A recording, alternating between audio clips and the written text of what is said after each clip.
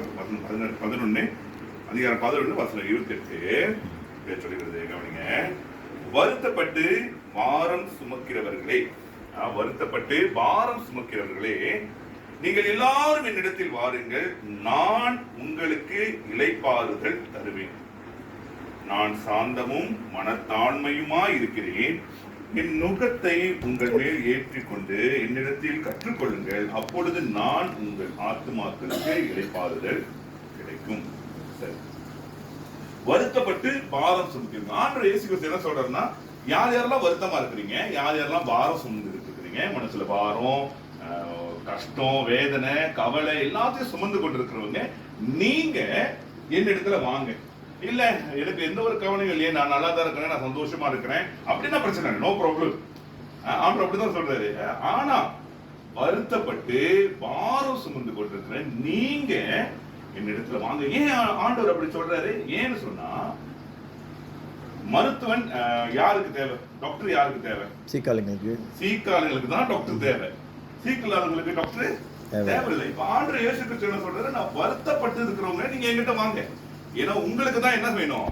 சமாதானம் வேணும், இளைப்பாறுதல் வேணும், ரெஸ்ட் வேணும். இப்ப ஆண்டவர் சொல்றாரு, வருத்தப்பட்டு பாரம் சுமக்கிறவர்களே, நீங்கள் எல்லாரும் எத்தனை பேரா இருந்தாலும் சரி, ஒரு ஆளா இருந்தாலும் சரி, 2000 பேரா இருந்தாலும் சரி, 100 பேரா இருந்தாலும் சரி, 1000 பேரா இருந்தாலும் சரி, நம்மளவங்களா இருந்தாலும் சரி, சீனவங்களா இருந்தாலும் சரி, நாயக்காரங்களா இருந்தாலும் சரி, எல்லாருமே என்ன வாங்க? வாங்க, நான் உங்களுக்கு இளைப்பாறுதல் தருவேன். ஏன் இயேசு கிறிஸ்துவால இளைப்பாறுதல் தர முடியும்? அதை நம்ம கேட்கணும்ல. ஏன் அவர் மட்டும் தான் தர முடியுமா? அவர் மட்டும் தான் எல்லாமே தெரிய முடியுமா? வேற ஆள் எல்லாமே தரலாமே, ஏன் அவர் தர்றேன் அப்படின்னு தைரியமா சொல்றாருன்னா, அதுக்கு நம்ம எபிரேயர் 2வது அதிகாரம், எபிரேயர் 2வது அதிகாரம்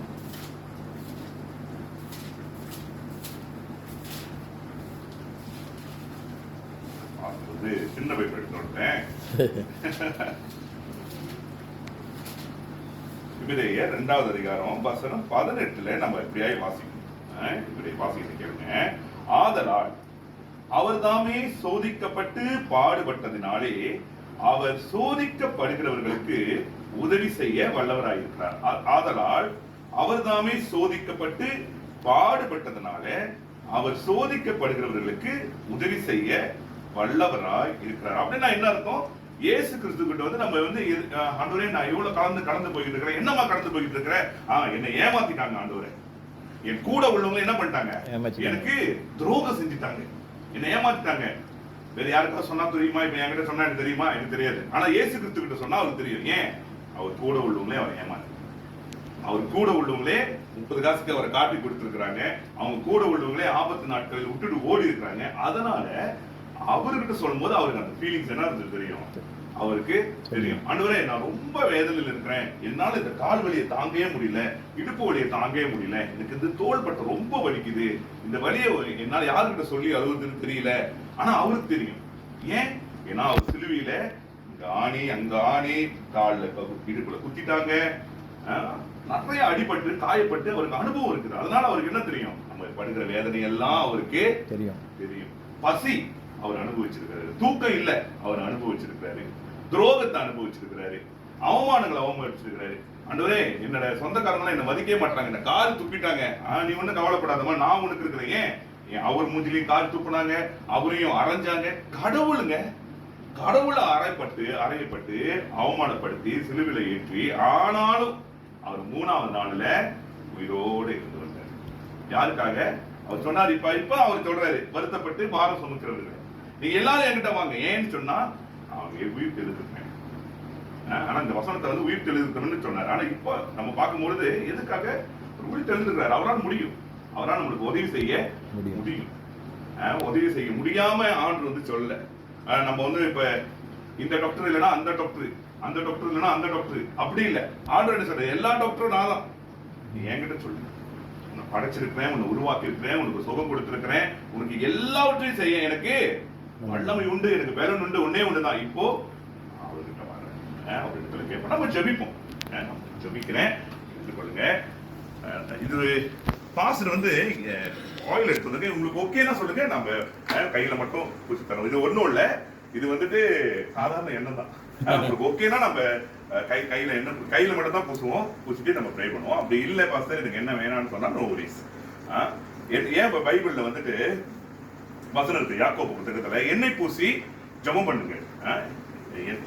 எண்ணெய் பூசிட்டு இது ஒண்ணும் இல்லை, சாதாரண எண்ணெய் தான். இது வந்து இது பண்ண எண்ணெய்லாம் இல்லை, ஒரு சாதாரண எண்ணெய் பூசி நீங்க ஜெபம் பண்ணும்போது அந்த நோய்கள் அவங்களுக்கு சுகமாகும், அந்த பிணியாளிகளுக்கு சுகம். அதனால பாசம் நீங்க போனா நான் எண்ணெய் எடுத்துட்டு போயிட்டேன், கொஞ்சம் இருக்குது, கையில மட்டும் பூசிட்டு அவ்வளவுதான். உங்களுக்கு இதெல்லாம் வலி இருக்கிற இடத்துல நம்ம பூசிட்டு நம்ம ஜெபம் பண்ணுவோம், அவ்வளவுதான். உங்களுக்கு என்ன பேசணும்னா பசங்க எனக்கு என்ன பூசிருங்க அப்படின்னு சொல்லுங்க, இல்லைன்னா நீங்க இருந்துடலாம். ஓகே, என்ன பூசணும் உங்களுக்கு வலி இருக்கிற இடம் சொன்னா நீங்க சொல்லுங்க, பசங்களுக்கு வலி இருக்குது, இந்த கால் வலி இருக்குது, நாம உங்களுக்கு முட்டியில வலி இருக்குது. இல்ல இல்ல இல்ல இல்ல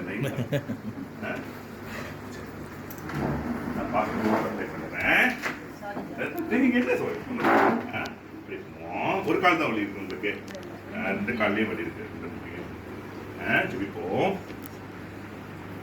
நல்ல ஆண்டவரே, அப்பா உமக்கு நன்றி செலுத்துகிறோம். இதுவும் அம்மாவின் கருத்தில் அப்பா, இந்த முட்டி வலி, கால் வேதனைகள் எல்லாவற்றையும் இயேசு கிறிஸ்துவின் நாமத்திலே உனக்கும் இந்த உடம்புக்கும் சம்பந்தம் இல்லை, அப்பாலே போ என்று சொல்லி அப்புறப்படுத்துகிறேன். ஆண்டவரே அப்பா, இதோ இருவல உறங்க முடியாமல் நடக்க முடியாமல் ஆண்டவரே அப்பா, ஒரு படி ஏறுறதுக்கும் இறங்குறதுக்கும் கஷ்டப்படுகிறது எல்லாவற்றையும் தேவன் அறிந்திருக்கிறீங்க. வருத்தப்பட்டு பாரம் சுமக்கிறவர்கள் ஏலியன்கள் எல்லா என்னிடத்துல வாங்க, நான் உனக்கு இளைப்பாறுதல் தரேன், நான் உனக்கு சிலுவையில மரிச்சிருக்கிறேன், நான் உனக்கு ரத்தம் செஞ்சிருக்கிறேன், உன் பாவத்தை எல்லாம் எடுத்திருக்கிறேன், உன் சாபத்தெல்லாம் எடுத்திருக்கிறேன், பரம்பரை சாபமா இருக்கட்டும், எல்லா காரியமும் இயேசுவின் நாமத்துல ஆண்டவரே இதோ அம்மா விட்டு நீங்கி போகட்டும். விசேஷமாக எலும்பு, நரம்பு, ரத்தம், சதை எல்லாவற்றிலும் இயேசு கிறிஸ்துவின் ரத்தம் இறங்கட்டும். ஆண்டவரே நீங்க சொன்னீங்க நாளே எல்லாம் கூடும் என்று சொன்னீங்க, என்னை நோக்கி கூப்பிடு, நான் உனக்கு அறியாதது எட்டாததுமான காரியங்களை அறிவிப்பேன் சொன்னீங்க. அம்மாவுக்கு நீ வெளிப்படுத்த போகிறேன், நீ உதவி செய்ய. இயேசு கிறிஸ்துவின் நாமத்திலே அம்மாவை ஆசீர்வதிக்கிறேன், குடும்பத்தாரை ஆசீர்வதிக்கிறேன், குடும்பத்திலே நல்ல ஒரு செழிப்பு உண்டாகட்டும். குடும்பத்திலே ஆண்டவரே உறவுகளிலே சீர் பொருந்த நீங்கள் உதவி செய்யுங்க. குடும்பத்தில் இருக்கிற எல்லா பிரச்சனைகளையும் மாறி போகட்டும் ஆண்டவரே.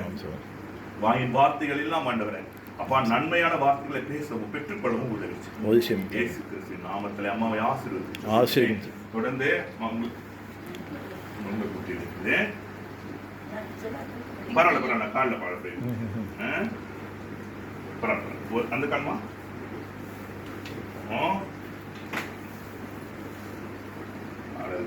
நன்றி ஆண்டவரே. ஆண்டவரே இதோ அம்மாவின் கால்களிலே கருத்தில் ஒப்பு கொடுக்கிறோம். ஆண்டவரே இந்த கால்களின் வலி மாத்திரம் இல்லப்பா, இருதயத்தில் அநேக வலிகள் இருக்கிறத பார்க்கிறோம். இந்த வலியெல்லாம் மாறி போகட்டும். இயேசு கிறிஸ்துவே அப்பா உன்னை நோக்கி கூப்பிடுகிறேன் என்று சொல்லி அம்மா அநேக நேரங்களில் உண்மை நோக்கி கூப்பிட்டு இருக்கிறது நீங்கள் அறிந்திருக்கிறீங்க. அப்பா இன்னும் அதிகமாய் கூப்பிட்டு நீங்கள் உதவி செய்யுங்க. ஆண்டவரை வேதத்தில் பார்க்கிறோம், ஒரு குருடன் அவன் கூப்பிடும் பொழுது அநேக பேர் அவன் அதட்டினாங்க, நீ கூப்பிட வேண்டாம் அப்படின்னு சொல்லி தடுத்தாங்க. ஆண்டவரை வீட்டுமா இருந்தாலும் அவன் அதிகமாய் கூப்பிட்டபடினால அவன் தேவைகள் எல்லாவற்றையும் தேவன் சந்திச்சு இந்த நாளிலே இதோ அம்மாவோட தேவைகள் எல்லாவற்றையும் சந்திங்க. விசேஷமாக இந்த பண தேவைகள் எல்லாவற்றையும் தேவன் சந்திக்க போகிறதுக்காக நன்றி. இந்த வருடத்திலே ஆண்டவரே பைனான்சியலாய் ஒரு ஃப்ரீடம் வரப்போகிறதுக்காக நன்றி. எதையெல்லாம் வேண்டிக் கொள்கிறாங்களோ, எதையெல்லாம் வேணும்னு சொல்றாங்களோ அதெல்லாம் அவங்க கையில் வந்து சேர உதவி செய்யுங்க. அப்பா உதவி செய்யுங்க. என்ன நம்பி இருக்கிறவர்கள் சகலமும் நன்மைக்கு எதுவான காரியங்களை பெற்றுக் கொள்வார்கள் என்று சொன்னீங்க. இதோ அம்மா உண்மை நம்பி இருக்கிற சகலமும் நன்மைக்கு எதுவாகவும் சகலமும் நன்மையான காரியங்கள் நடக்கட்டும். இயேசு கிறிஸ்துவின் நாமத்துல இதோ இந்த வழிகள் எல்லாம் இயேசுவின் நாமத்துல பிடுங்கி எடுக்கிறோம், பிடுங்கி எடுக்கிறேன். அப்ப கால் பாதங்களை பிடுங்கி எடுக்கிறேன். உங்க அக்னி இறங்கட்டும் அப்பா, அவங்க உணரட்டும். ஆண்டவர் அக்னி இறங்குறத உணரட்டும், ஒரு விடுதலை வருகிறத உணரட்டும், விடுதயத்துல சமாதானம் இருக்கிறத உணரட்டும். ஆண்டவரே உதவி செய்யுங்க. அப்படியாய் ஆசீர்வதிங்க. இயேசு கிறிஸ்துவின் நாமத்துல அப்படியே ஒப்பு கொடுக்கிறோம். ஓகேமா? நல்ல ஆண்டவரே இதோ அம்மாவையும் கர்த்தலோ போடுறோம். அம்மாவை நீங்கள் ஆசீர்வதிங்க, அம்மாவை நீங்கள் பொறுப்பெடுத்துக் கொள்ளுங்க. ஆண்டவரே ஒரு சமாதானம், ஒரு சந்தோஷம், ஒரு ஆறுதல் மூவருக்கும் வரும்படியாய் கூட நாங்கள் ஒப்பு கொடுத்து ஜெபிக்கிறோம். இறுதியாக ப்ரே பண்ண அம்மாவுக்காகவும் நான் ஜெபிக்கிறேன். அவன் குடும்பத்தை நீங்கள் ஆசீர்வதிங்க, தேவைகள் எல்லாவற்றையும் சந்திங்க. தேவைகளை சந்திக்கிறவர் நீர் ஆண்டவர், தேவைகளை சந்திக்கிறவர் நீர் ஆண்டவரே. இதோ நீங்க சொன்னீங்க என் ரத்தத்தினாலே சுகம் உண்டு, தழும்புகளாலே சுகமாவீர்கள் என்று சொல்லி ஆண்டவரே இந்த மூவருக்கும் இருதயத்திலே வேதனை இருக்கிறதே தேவன் அறிந்திருக்கிறீங்க. தனிப்பட்ட முறையில ஆண்டவரே இரவிலே தூங்க முடியல, ஆண்டவரே படுத்தா உறக்கம் வரமாட்டுது, ஆண்டவரே 1 மணிக்கு 2 மணிக்கு 4 மணிக்கு இப்படி எழுதி கொண்டிருக்கிறத நீங்க பார்க்கிறீங்க. ஆண்டவரே ஒரு சமாதானமான ஒரு நித்திரை, ஒரு சமாதானமான ஒரு உறக்கம் நீங்க கொடுங்க ஆண்டவரே, நீங்க கொடுங்க. சிந்தை ஏதோ ஒரு காரியத்தை குழப்பிக்கொண்டே இருக்குதுப்பா, இந்த குழப்பங்கள் எல்லாம் விலகி போகட்டும் ஆண்டவரே. ஏதோ அவங்க இருக்கிற வீட்டையும் கருத்துல ஒப்பு கொடுக்கிறோம். ஒரு சமாதானம் வரட்டும், குடும்பத்திலே ஒரு சமாதானம் வரட்டும் ஆண்டவரே. உலகம் தருகிறவா சமாதானம் இல்லை, ஏதோ இயேசு கொடுக்கிற சமாதானம் ஆண்டவரே அது நிச்சயமா இருக்கும், அது அதிகமாக இருக்கும் என்று சொல்லி நாங்கள் விசுவாசம். தொடர்ந்து நீர் பொறுப்பெடுத்துக் கொண்டதுக்காய் நன்றி. நீரை ஆசீர்வதியும், உச்சந்தலையிலிருந்து உள்ளங்கால் வரைக்கும் ஆண்டவரே ஒரு பரிசுத்த ரத்தம் இறங்கட்டும் மூவருக்கும் ஆண்டவரே. எலும்பு நரம்பு ரத்தம் சதை எல்லா இடத்திலும் ரத்தம் இறங்கட்டும் ஆண்டவரே. அப்பா எல்லா பலவீனப்படுத்திக் கொண்டிருக்கிற கிரிகைகளும் இந்த உடம்பை விட்டு நீங்கி போகட்டும், ஒரு பலன் உண்டாகட்டும் ஆண்டவரே. அவைக்குரிய ரீதியில ஒரு பலன், சரீரத்திலே ஒரு பலன் உண்டாகட்டும், குடும்பத்திலே ஒரு சந்தோஷம் உண்டாகட்டும். இந்த நாள் தொடங்கி ஆண்டவரே இயேசப்பா எனக்கு உதவி செய்யுங்கன்னு கூப்பிடும் பொழுது தேவன் பரலோகம் விட்டு பூலோகம் இறங்கி இவங்களுக்கு எல்லா தேவைகளையும் எல்லா காரியங்களும் சந்திக்க போகிறதுக்காக நன்றி. என்னை நோக்கி கூப்பிடுன்னு சொன்னீங்களே, கூப்பிடுவர்களுக்கு நீர் குரல் கொடுக்கிற தேவன், கூக்குரலை கூட்டு கேட்டு நீர் பதில் தருகிற தேவன். பதில் தந்ததுக்காக நன்றி. மூவரையும் ஆசீர்வதிங்க, அந்த வீட்டையும் ஆசீர்வதிங்க. ஐயாவும் அம்மாவும் ஏஞ்சலையும் கூட உங்க கருத்துல ஒப்பு கொடுக்கும். எல்லாரையும் ஆண்டவரே ரத்த கொட்டைக்குள்ளே மூடிக்கொள்ளும், ஆசீர்வதித்து பலப்படும். இவர்கள் எல்லாம் மாறாத, எங்களை மறவாத, எங்களுக்காக ரத்தம் சிந்தி மரித்து உயிர் தெழுந்த மீண்டுமாய் வரப்போகிற இயேசு கிறிஸ்துவின் நாமத்திலே ஜெபிக்கிறோம் ஜீவனுள்ள நல்ல பிதாவே, ஆமென். ஆத்மாவே கர்த்தரை ஸ்தோத்திரி, எமுலுமே பரிசுத்த நாமத்தை ஸ்தோத்திரி. என் ஆத்மாவே கர்த்தரை ஸ்தோத்திரி, கர்த்தர் செய்த சகல உபகாரங்களையும் மறவாதே. ஆமென். ஆமென். அது உம்மை ஆசீர்வதிப்பார். God bless you. Thank you. Amen.